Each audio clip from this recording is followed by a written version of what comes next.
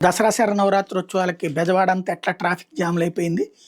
అలాగే మనకి ఏ పండగొచ్చినా సరే విజయవాడ నుంచి అదే పండక్కి ముందేమో హైదరాబాద్ నుంచి విజయవాడ వచ్చే రోడ్లన్నీ బ్లాక్ అయిపోతుంటాయి.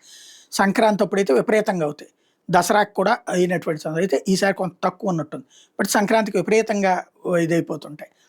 అట్లాగే వెళ్ళేటటువంటి సందర్భం అంటే పండగ అయిపోయిన మరుసటి రోజు నుంచి చూస్తే వెళ్ళేటటువంటి సందడి కనబడతా ఉంటుంది.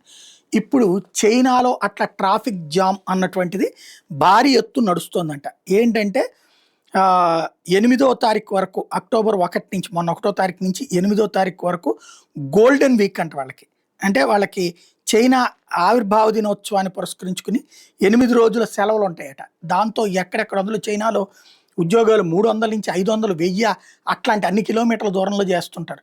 వాళ్ళందరూ వాహనాల్లో సొంత ఊళ్ళకి వస్తూ ఉండటం, బంధువుల దగ్గరికి వస్తూ ఉండటంతో విపరీతంగా ట్రాఫిక్ జాములు హైవేలన్నీ నిండిపోతున్నటువంటి పరిస్థితి ఉంది. దాన్ని కంట్రోల్ చేయడం ఎట్లాగా అర్థం కాక తలబట్టుకుంటున్నటువంటి పరిస్థితి అక్కడ పోలీసు దౌత్యం చైనాలోని వివిధ ప్రాంతాల్లో ఈ సిచ్యువేషన్ కనబడుతోందట.